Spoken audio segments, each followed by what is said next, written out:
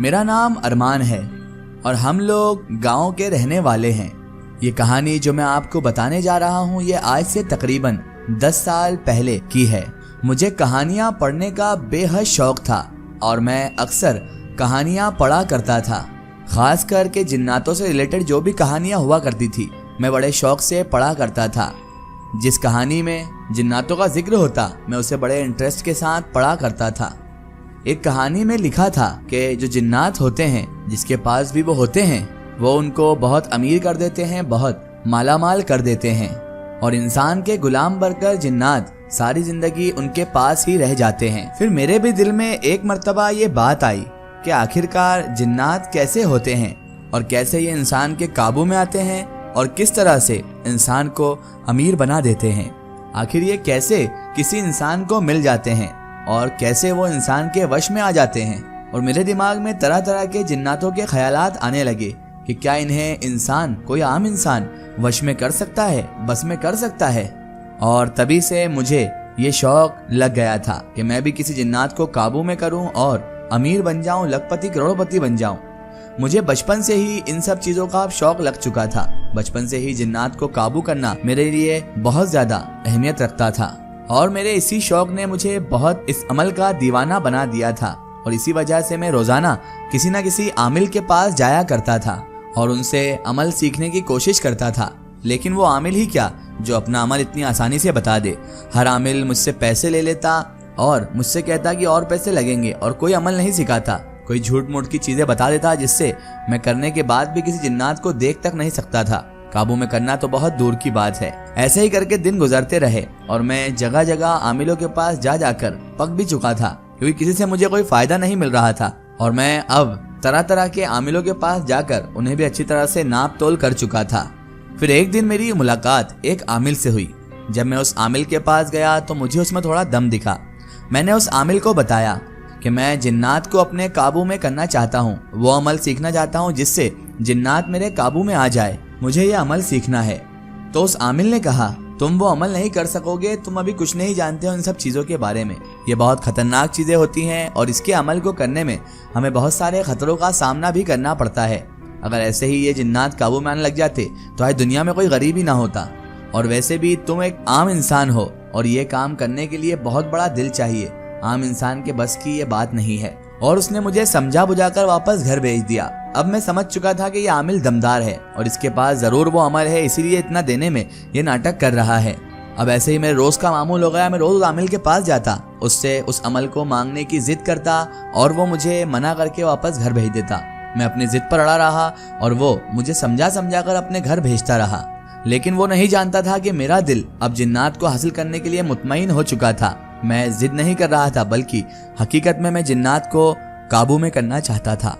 और इसी चक्कर में मैं 15 दिन तक उस आमिल के घर के चक्कर लगाता रहा। रोज जाता, उसे अपनी वजह बताता कि मुझे जिन्नात काबू में करना है और रोज मुझे वो समझा बुझाकर घर भेज देता और कोई अमल नहीं बताता।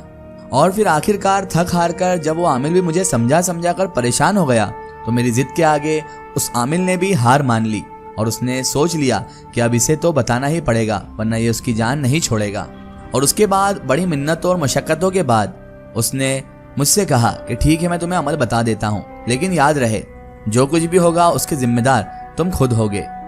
फिर उसके बाद उसने मुझे एक अमल बताया जो 21 दिन तक रात को 12 बजे के बाद मुझे करना था और वो भी कब्रिस्तान में जाकर। जी हाँ, आपने बिल्कुल ठीक सुना है।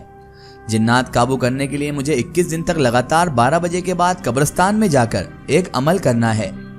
वो दिन सर्दियों के थे और जैसा कि मैंने आप सबको बताया कि हम गांव के रहने वाले थे। सर्दियों के दिनों में जल्द हम सो जाया करते थे और मेरे घर वाले अभी भी वैसे ही थे। बस चेंज हुआ था तो मैं, वो भी उस जिन्नात को काबू करने के अमल की वजह से। मेरे घर वाले खाना खा पी कर जल्दी से सो जाया करते थे। तो जैसे ही वो सो जाया करते और मुझे ऐसा लगता कि सब सो चुके हैं तो मैं उठता और चुपके से एक चादर लिए कब्रिस्तान की तरफ निकल जाता। उनके सोने का मैं अच्छी तरह से फायदा उठाता था। बहरहाल मैं अपने घर से चोरी छुपते एक चादर लिए बाहर निकला, कब्रिस्तान की तरफ निकल पड़ा और अब हर तरफ सन्नाटे का राज था। उल्लुओं की आवाज, खौफनाक आवाजें मेरे कानों में साफ तौर पर गूंज रही थी। मैं जब कब्रिस्तान पहुंचा तो हर तरफ खामोशी ही खामोशी छाई हुई थी। मेरा दिल अब बहुत ज्यादा डर रहा था। दिल करता था कि अब यहाँ से भाग जाऊं, मगर क्या करता। जिन्नात को काबू में करने का जुनून और इच्छा मुझ पर हावी थी और बड़ी मुश्किल से, बड़ी मिन्नतों मशक्कतों के बाद, इतनी इल्तिजाएं करने के बाद उस आमिल ने मुझे अमल दिया था।